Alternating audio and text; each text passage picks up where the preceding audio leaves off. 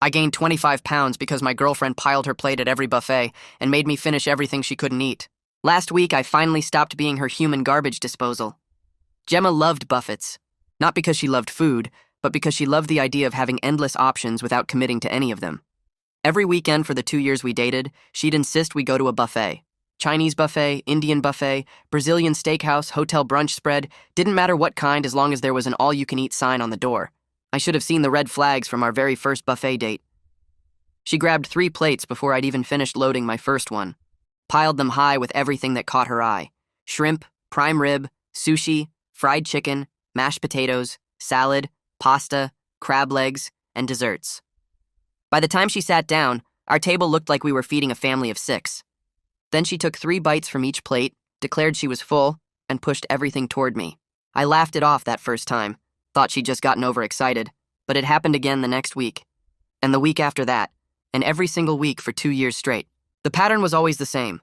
Gemma would spend 20 minutes walking around the buffet, loading up plate after plate. She'd arrange everything perfectly, take a few pictures for her social media, eat maybe 10% of what she'd taken, then announce she was stuffed and couldn't possibly eat another bite. Then she'd look at me expectantly and ask if I was going to finish that. At first I said no. I had my own food. I didn't need to eat hers too. But she'd get upset, said it was wasteful to leave food behind, said the buffet would charge us extra for uneaten food, said she felt guilty watching perfectly good meals go to the trash. She made it seem like I was the unreasonable one for not wanting to stuff myself sick every weekend. So I started finishing her plates. I'd eat my food, then eat hers, then sit there feeling like I was going to explode while she scrolled through her phone and complained about how bloated she felt from the little bit she'd eaten. I gained 25 pounds in our first year together. My doctor asked if my eating habits had changed. I didn't know how to explain that my girlfriend was essentially force-feeding me every weekend because she couldn't control herself at a buffet. The worst part was that Gemma never acknowledged what she was doing. In her mind, she wasn't wasting food because I ate it. She wasn't being inconsiderate because she always offered to share. She wasn't causing any problems because the plates ended up empty one way or another. The fact that I was the one emptying them never factored into her thinking. I tried talking to her about it multiple times, asked if she could take smaller portions. She said she liked having variety and didn't want to limit herself. Asked if she could go back for seconds instead of taking everything at once. She said that was inefficient, and she didn't want to keep getting up. Asked if we could maybe eat at regular restaurants sometimes, where portions were controlled. She said buffets were a better value, and she didn't understand why I was complaining when we were getting so much food for the price. She always had an answer.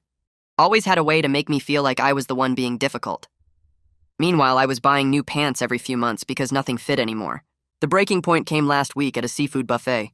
Gemma loaded up her usual mountain of food: crab legs, lobster tail, oysters, shrimp cocktail, fried fish, clam chowder, 2 different kinds of pasta. She ate half an oyster and a few shrimp, then pushed everything toward me and said she was saving room for dessert. I looked at the pile of seafood in front of me. Thought about all the meals I'd forced down over the past 2 years.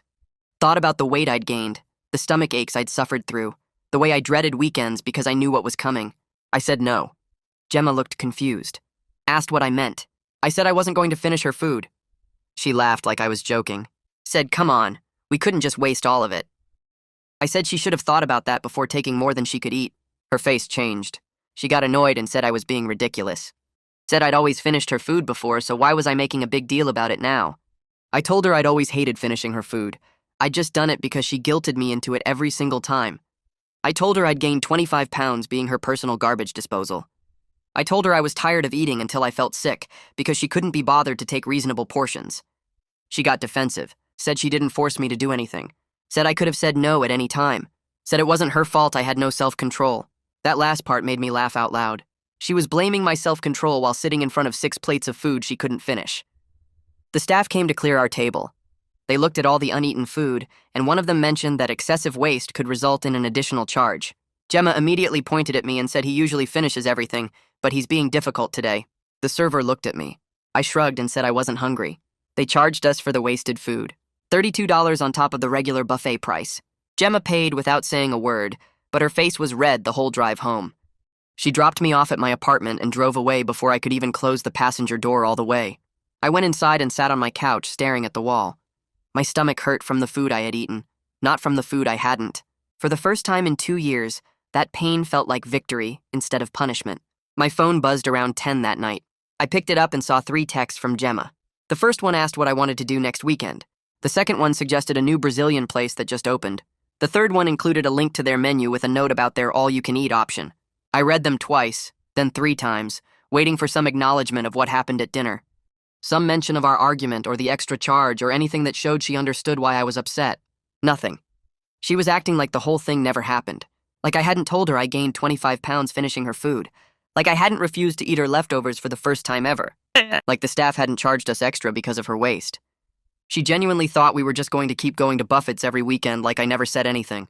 The audacity of it made me laugh. But it wasn't a happy laugh. It was the kind of laugh that comes out when you realize something, so ridiculous that you can't believe you didn't see it before.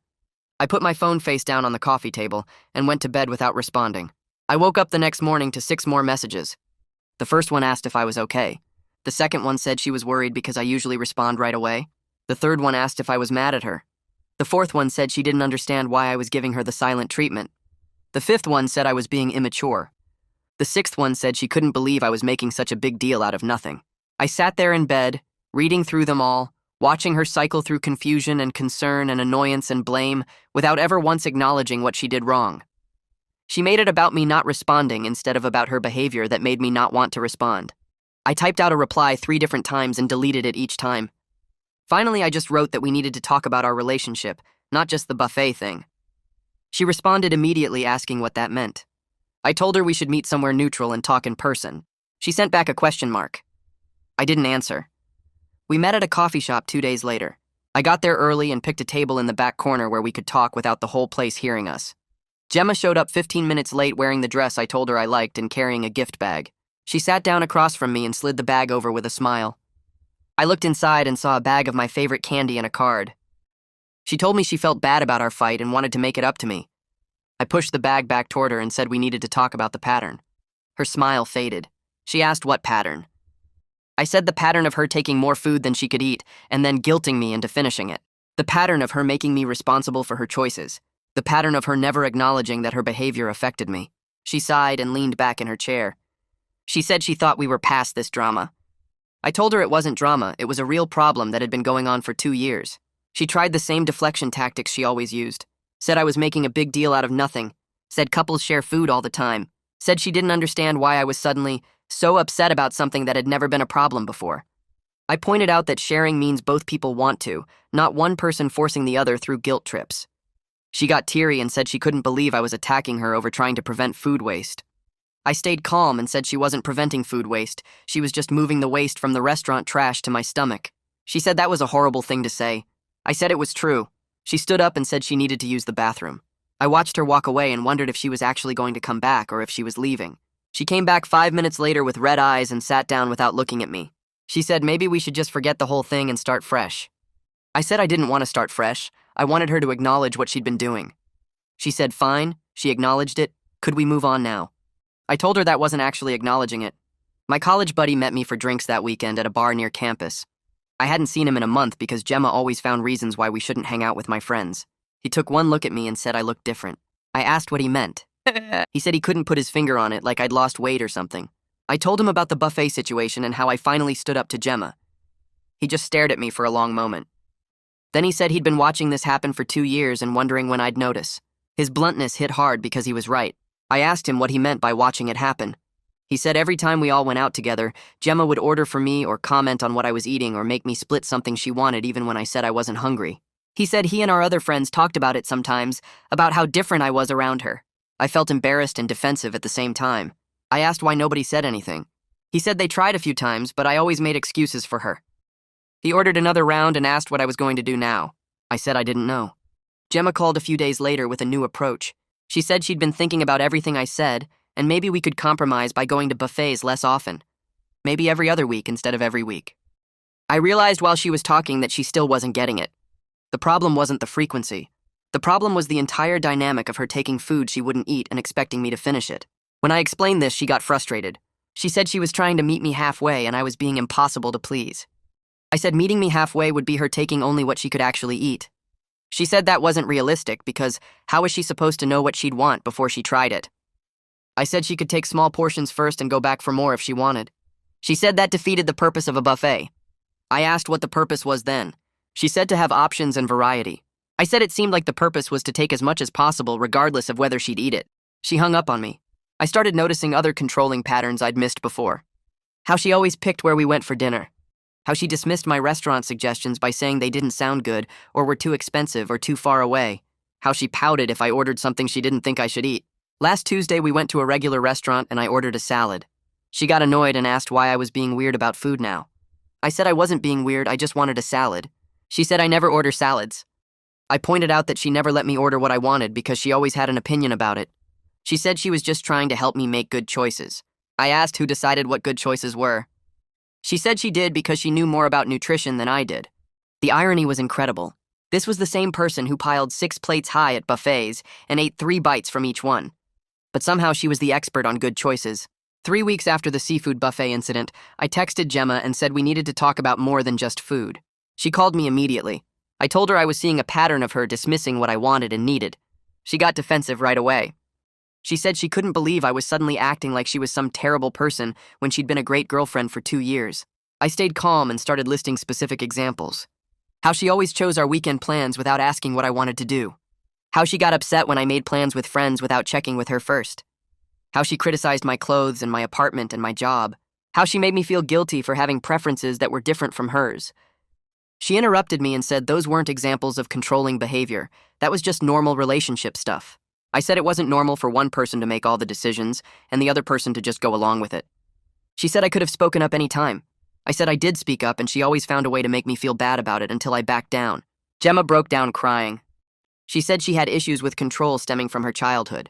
Her parents controlled everything she ate when she was growing up. They made her finish everything on her plate even when she was full. They decided what she could order at restaurants. They criticized her weight and her food choices constantly. She said it messed her up and that's why she had such a complicated relationship with food now. For a moment I felt bad and wanted to comfort her. This was the most vulnerable she'd ever been with me. Then she pivoted to saying that's why she needed me to be understanding and supportive instead of criticizing her. She said I should be helping her work through her issues, not making them worse by refusing to finish her food. I realized she was using vulnerability as another manipulation tactic. She was turning her childhood trauma into a reason why I should keep enabling her behavior. I told her I was sorry about what her parents did, but that didn't make it okay for her to control what I ate. She stopped crying immediately and said I was being cruel.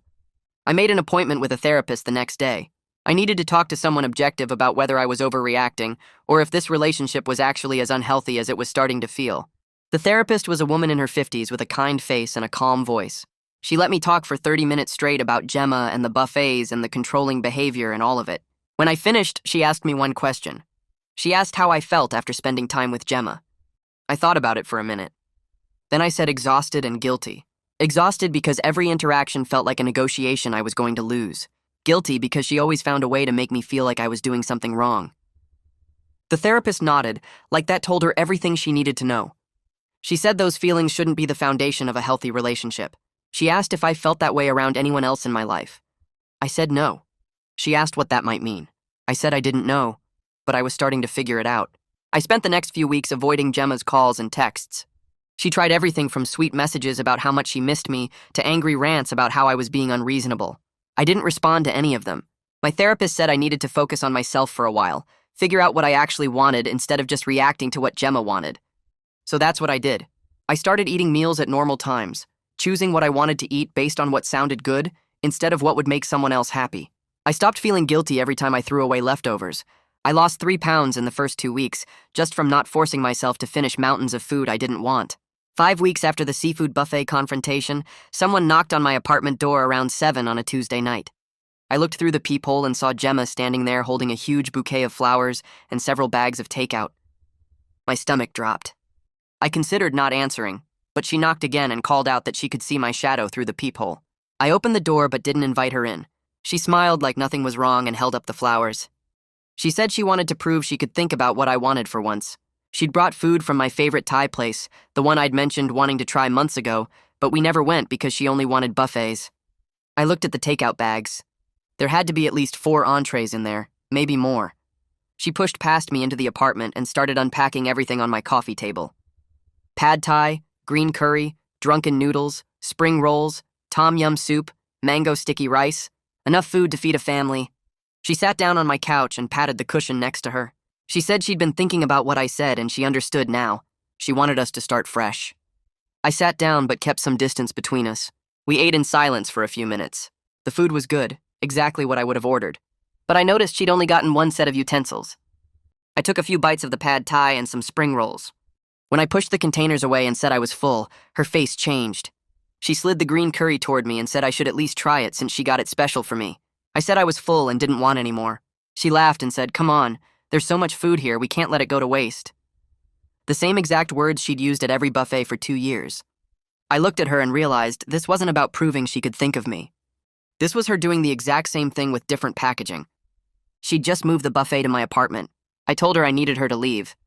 She looked shocked and asked why I was being like this when she'd gone to all this trouble. I said because she brought enough food for 4 people and was trying to guilt me into eating it all. She got defensive and said she just wanted to make sure there were options, that she was trying to be thoughtful. I stood up and walked to the door. I opened it and waited. She sat there for a minute staring at me like I was going to change my mind. Then she grabbed her purse and stormed out without taking any of the food. The next morning I called her and told her we needed to talk seriously about our relationship. She said she was listening. I said I needed space to figure out what I wanted, and that meant no contact for at least 2 weeks. She was quiet for a second, then she started begging me not to do this. She said we could work it out, that she'd do better, that she understood now what the problem was. I stayed firm and said 2 weeks, no exceptions. Her voice changed from pleading to angry. She said I was being dramatic over nothing. She said I was throwing away 2 years over stupid food issues. I repeated that I needed 2 weeks of space. She said, "Fine, take your space," but I was going to regret throwing away what we had. Then she hung up on me. I felt relieved instead of guilty. That told me everything I needed to know. The first week was hard. Gemma texted me constantly despite agreeing to give me space. The messages started sweet. She sent pictures of us from better times with captions about missing me. She sent long paragraphs about how much she loved me and how we were meant to be together. When I didn't respond, the messages turned angry. She said I was cruel for ignoring her. She said I was punishing her for trying to show love the only way she knew how. She said her parents had messed her up and I was supposed to help her heal, not abandon her. On day 6, she sent a message that was 3 paragraphs long blaming my friend for poisoning me against her. She said I'd been fine until I started listening to people who didn't understand our relationship. She said my sudden personality change proved someone was manipulating me. I read that message twice, then blocked her number. The silence that followed felt incredible. My apartment felt peaceful for the first time in months. I could eat dinner without dreading a guilt trip. I could make plans for the weekend without factoring in a buffet marathon. I could just exist without constantly managing someone else's emotions. The 2 weeks stretched into 3, then 4. I kept telling myself I needed more time, but really I just felt better than I had in years. I was eating normal portions at normal times. I'd lost 8 pounds without trying. My clothes fit better. I wasn't spending every Saturday and Sunday stuffing myself sick. My apartment felt like mine again instead of a place where I lived with constant guilt. I went to movies I wanted to see. I visited my sister without Gemma complaining about how long I spent with my family. I read books and played video games and did all the things I'd stopped doing because Gemma always needed my attention. One night I realized I hadn't thought about her all day. That had never happened in 2 years. I'd always been thinking about what she wanted or needed or expected from me. The freedom was amazing. 2 months after the breaking point at the seafood buffet, I joined a gym.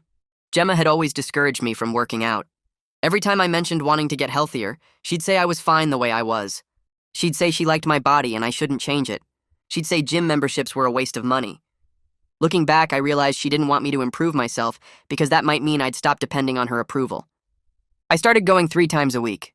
Nothing crazy, just some cardio and basic weight training. I was down 15 pounds and feeling stronger. I could climb stairs without getting winded. My back didn't hurt all the time. One of the trainers came up to me after a workout and said I seemed really motivated compared to most new members. I thought about it and realized it was because nobody was sabotaging my efforts anymore. Nobody was pushing food at me and making me feel guilty for saying no. Nobody was telling me I was fine the way I was while secretly keeping me unhealthy. For the first time in years, I was making progress towards something I wanted instead of just trying to keep someone else happy. 3 months after I blocked Gemma's number, a mutual friend reached out. She said Gemma had asked her to contact me because Gemma wanted to apologize properly. She said Gemma had been doing a lot of thinking and understood now what she'd done wrong. The friend said Gemma just wanted a chance to talk, nothing more. I thought about saying no. Part of me wanted to just move on and never see Gemma again, but another part wanted to hear what she had to say, maybe get some closure. I agreed to meet for coffee at a place near my apartment. Gemma showed up 10 minutes early. She looked different, thinner maybe, or just tired. She had a whole speech prepared. She said she'd been seeing a therapist who helped her understand her control issues. She said she realized she'd been treating me like an extension of herself instead of a separate person. She said she was sorry for all the times she'd made me feel guilty or dismissed my feelings. It sounded good. It sounded like real growth. But then I didn't immediately say we should get back together and her whole demeanor changed. She got this tight expression and said she knew the apology wouldn't be good enough for me. She said she'd been working so hard on herself and I couldn't even acknowledge it. She said I'd already made up my mind to end things and this meeting was just me being cruel. I stayed calm and said I appreciated her apology, but I needed more time to think. She grabbed her purse and stood up. She said she was done trying to prove herself to someone who would never forgive her anyway. Then she left. I sat there finishing my coffee and realized nothing had actually changed. She'd learned to say the right words, but underneath she was still the same person who couldn't handle not getting what she wanted.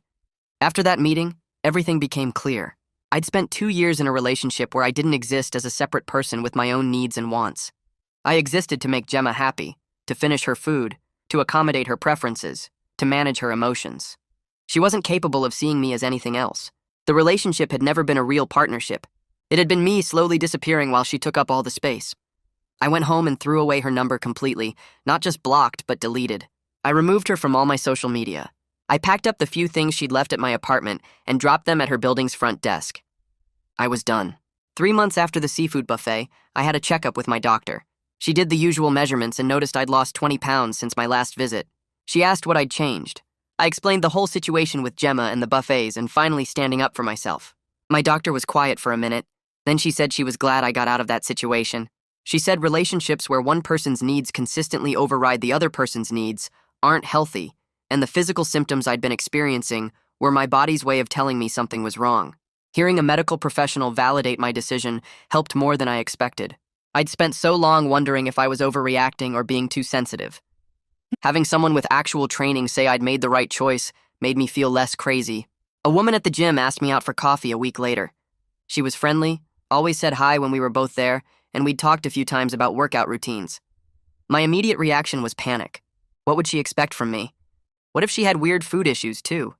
What if I ended up in the same situation again? But then I stopped and thought about it. I could just be honest about my preferences and boundaries. If she didn't respect them, I could walk away. The fact that this felt like a revolutionary concept showed me how warped my normal had become. I said yes to the coffee. We met on Saturday and just talked. She asked what I liked to do for fun. I told her honestly. She shared what she liked. When the check came, we split it without any drama. She didn't order extra and expect me to finish it.